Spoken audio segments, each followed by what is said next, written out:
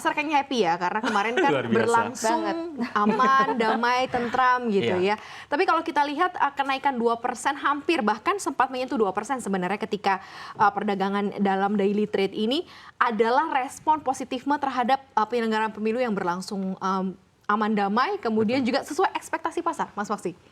Siap.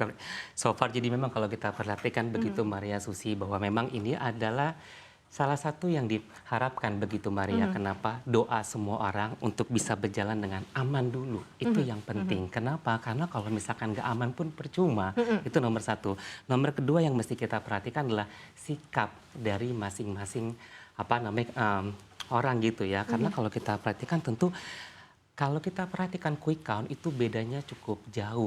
Nah, itu yang menjadi salah satu perhatian bagi kita semua, bahwa ternyata sudah mulai kelihatan nih arah-arahnya mau kemana. Meskipun kita tetap harus lihat yang aslinya seperti apa nanti di bulan Maret begitu ya Maria. 20 Maret yang terakhir di real count ya. Betul. Jadi ini tentu juga bisa kita perhatikan juga bahwa banyak visi mimpi yang diharapkan bisa ada yang namanya berkelanjutan untuk tahun 2024 sampai dengan 2029 mendatang. Begitu Maria. Responnya agak lumayan mirip nggak sih dengan Pilpres 2019, Mas Maksi, yang terjadi di 2024 ini?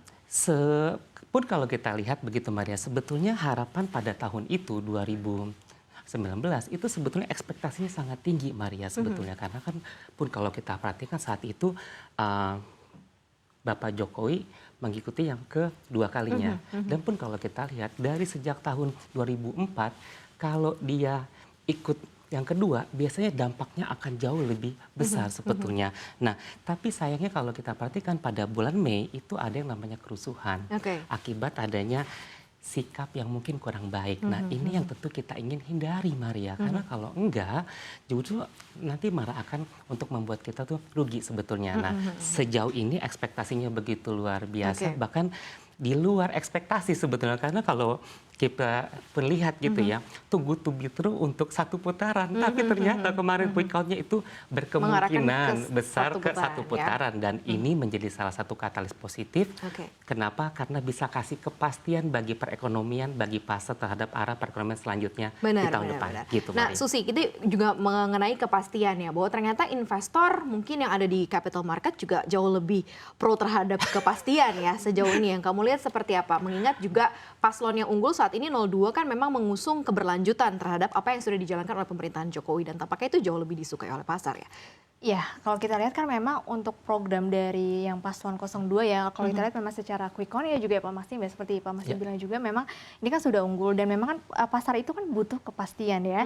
Jadi kalau kita melihat memang hari ini kan beberapa sektor yang justru memang berada di program-program dari paslon 02, di mana kan untuk Pak Prabowo dan juga Gibran ini memang akan melanjutkan dari program-program Pak Jokowi yang belum selesai. Salah satunya adalah IKN. Jadi kalau kita lihat hari ini di sektor infrastruktur nih, saham-saham konstruksi BUMN yang biasanya nggak naik seperti ada PT PP, ada Adikarya, Wijaya Karya Beton, justru hari ini di atas 20% loh Maria. Jadi memang ini kan di mana memang rata-rata dari konstruksi BUMN ini kan memang berkontribusi terhadap proyek-proyek di IKN-nya, di mana nantinya akan dilanjutkan oleh Pak Prabowo dan juga Gibran. Jadi memang hari ini memang pasar ini merespon positif, yang di mana saham-sahamnya memang akan berhubungan dengan visi dan misi dari paslon yang memang sudah kita lihat hasil quick count-nya bisa di atas 50%. Oke, yang menarik juga nih sebenarnya mungkin Susi dan juga Mas Maksi bisa lihat jarang-jarang gitu ya kita lihat ada consumer primer bahan baku menaiknya cukup signifikan gitu ya. Bahkan hari ini ditutup juga dengan performa kenaikan di atas 2% sebagai boosternya indeks juga begitu ya.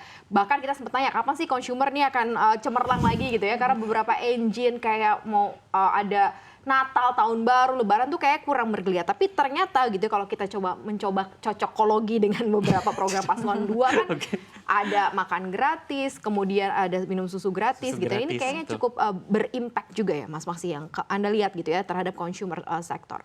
Pastinya Maria, karena kalau kita perhatikan kan mulai banyak juga sektor-sektor yang memang dia bisa mendapatkan angin positif sebetulnya dari pergerakan hari ini begitu. Karena kalau kita perhatikan mulai dari consumer, infrastruktur, pertambangan, pertanian, ini merupakan salah satu sektor yang diunggulkan sebetulnya kan begitu. Jadi pun kami melihat sebetulnya selain nomor satu adanya yang namanya keberlanjutan, lalu yang kedua pastinya ada hal-hal yang memang yakini untuk menjadi penyempurnaan dari yang sebelumnya belum ada begitu. Jadi so far kami melihat ini salah satu sentimen yang positif khususnya bagi saham-saham consumer goods juga karena kan kita berharap sebetulnya Natal bentar lagi juga kita ada yang namanya Lebaran juga. Ramadan, betul. Kita Lebaran. harapkan daya belinya cukup kuat, konsumsinya terjaga meskipun kalau kita pun lihat perhatikan gitu ya. Geopolitik masih ada, tekanan-tekanan di luar itu pasti masih ada, tapi seenggaknya kita punya booster untuk menghadapi itu semua, gitu Oke. Maria. Apakah ini juga ada sinyal beli nih Susi ya, bukan sinyal beli ya, artinya sinyal untuk kita bisa melirik saham-saham yang ada di sektor consumers nih sebenarnya, karena kan kita tahu banyak mature stock sebenarnya saham-saham yang sudah cukup mature di consumer good gitu ya, tapi ini ada booster seperti ini justru malah mengindikasikan bisa ada momentum sebenarnya yang bisa kita curi juga dari saham-saham consumer. Ya sebenarnya kalau di sektor consumer memang baru menunjukkan kenaikannya di bulan-bulan ini ya. Maria kalau saya perhatikan memang dari awal Februari sudah ada beberapa sektor consumer yang memang sudah menunjukkan kenaikan harganya. Jadi kalau kita lihat padahal sebenarnya kuartal 4 itu banyak yang belum rilis ya, terutama dari saham-saham di sektor consumer.